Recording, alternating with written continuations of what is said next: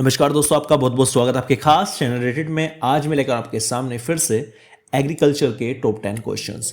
हम इस सीरीज में सारे के सारे जो एग्रीकल्चर रिलेटेड इंपॉर्टेंट क्वेश्चंस हैं, इंपॉर्टेंट टॉपिक्स हैं, उनको कवर कर रहे हैं। अगर आपको किसी प्रकार की वीडियो चाहिए प्लीज चैनल को सब्सक्राइब जरूर कर लेना है। तो चलिए शुरू करते हैं पहले क्वेश्चन की। और पहला क्वेश्चन है आपका, विशेष कृषि उपज योजना विदेश व्यापार में कृषि निर्यातों की महत्ता पर जोर देने के लिए किस वर्ष प्रारंभ की गई थी? ध्यान से क्वेश्चन को समझने की कोशिश कीजिए।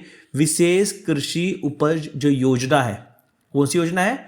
विशेष कृषि उपज योजना है।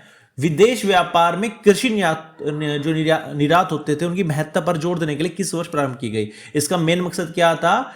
दूसरे देशों में अपना माल बेचना, कृषि का माल बेचना। वो जो योजना है वो कब शुरू हुई थी? 2004-05 में प्रारंभ की गई थी। चलते हैं अगले प्रश्न की तरफ।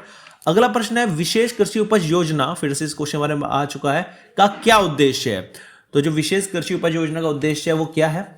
फलों, वनस्पतियों, फूलों, लघु वानिकी उत्पादों, डेयरी, कुक्कुट और उनके मूल्य वर्धित उत्पादों को तथा इन उत्पादों के निर्यातकों को प्रोत्साहन प्रदान कर बढ़ावा देना। कौन कौन आते हैं इस कैटेगरी में? फल आते हैं, वनस्पति आती है, फूल आते हैं, लघु वानिकी उत्पाद आते हैं, डेयरी आती है, कुक्कुट आते हैं, और जितने भी मूल्यवर्धित उत्पाद है वे सब आते हैं। उनके निर्यात को बढ़ावा देना ही इस योजना का मुख्य उद्देश्य है। चलते हैं अगले प्रश्न की तरफ। खाद्यान्न फसलों के अंतर्गत सकल क्षेत्र वर्ष 2021-22 में कितना था? तो यह था 130.5 मिलियन हेक्टेयर। क्या था ये? खाद्यान्न फसलों के अंतर्गत सकल क्षेत्र वर्ष 2021 में जो खाद्यान्न फसल कितनी उपज हुई थी ये मान के चलिए आप, तो 130.5 मिलियन हेक्टेयर की ये उपज हुई थी 21-22 के अंतर्गत। चलते हैं अगले प्रश्न की तरफ। वर्ष 2021-22 दलहनी फसलों के अंतर्गत बोया गया क्षेत्रफल कितना था? तो दलहनी फसलें कितने मतलब क्षेत्रफल में बोई गई थी 21-22 में? तो देखते हैं। तो यहां पर उत्तर है 31 million hectare, 31 million hectare total दलहनी फसल बोई गई थी। चलते हैं अगले प्रश्न की तरफ। चावल के अधीन वर्ष 2021-22 में बोया गया क्षेत्रफल, तो चावल कितने क्षेत्रफल में बोए गए थे सन 2021-22 में? तो सही उत्तर यहां पे आपका 46.4 मिलियन हेक्टेयर, 46.4 मिलियन हेक्टेयर यहां पर चावल के अंतर्गत बोया गया जो क्षेत्रफल था। चलते हैं अगले प्रश्न की तरफ। अगला प्रश्न है आपका, देश में वर्ष 2021-22 के दौरान कितने क्षेत्रफल पर तिलहनी फसलों को बोया गया था? तो जो तिलहनी फसलों का जो क्षेत्रफल था वो कितना था? वो था 29.2 मिलियन हेक्टेयर। 29.2 मिलियन हेक्टेयर तिलहनी फसल यहां पर बोई गई थी। चलते हैं अगले प्रश्न की तरफ। सर्वाधिक 3 सिंचित प्रतिशत क्षेत्रफल वाली फसलें कौन सी है जिन्हें सबसे ज्यादा सिंचाई की आवश्यकता पड़ती है प्रतिशत क्षेत्रफल वाली? और वे फसलें थी आपकी गन्ना 96.46%, गेहूं 95.76% और रेपसीड एवं सरसों 82.60%।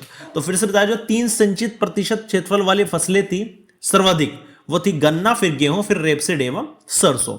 तीनों की प्रतिशत इसमें लिखी हुई है। चलते हैं अगले प्रश्न की तरफ।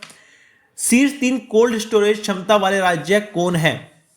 तो 3 जो शीर्ष कोल्ड स्टोरेज क्षमता वाले राज्य है, सबसे ज्यादा जो कोल्ड स्टोरेज की क्षमता है वो है उत्तर प्रदेश के अंदर, उसके बाद गुजरात और उसके बाद पंजाब। ये है जनवरी 2022 के अनुसार डाटा, ठीक है ना। सबसे अधिक जो कोल्ड स्टोरेज क्षमता है वो उत्तर प्रदेश के अंतर्गत है, उसके बाद गुजरात में है और सबसे बाद में पंजाब में है। चलते हैं अगले प्रश्न की तरफ।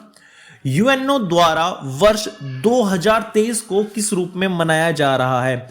तो यूएनओ द्वारा जो 2023 वर्ष है वो किस रूप में मनाया जा रहा है? वो मनाया जा रहा है अंतरराष्ट्रीय मिलेट वर्ष। कौन सा? अंतरराष्ट्रीय मिलेट वर्ष के रूप में मनाया जा रहा है। कौन सा वर्ष? 2023। किसके द्वारा? यूएनओ के द्वारा। चलते हैं अगले प्रश्न की तरफ। वर्ष 2020-21 में भारत के सकल जीवीए में पशुपालन क्षेत्र का क्या योगदान रहा? तो जो 21-22 की बात चल रही है, जीवी में पशुपालन का स्थान पूछ रहा है, क्या योगदान रहा? तो 4.9% पशुपालन ने अपना स्थान लिया, 4.9%।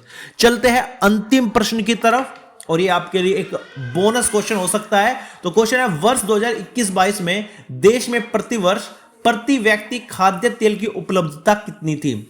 प्रति व्यक्ति खाद्य तेल की उपलब्धता, तो प्रति वर्ष पूछ रहा है, प्रति व्यक्ति पूछ रहा है। तो खाद्य तेल की उपलब्धता कितनी थी, यानी एक आदमी को कितना तेल मिलने वाला था 21-22 के अनुसार। तो सही उत्तर यहां पर है 21.5 किलोग्राम पर वर्ष पर व्यक्ति।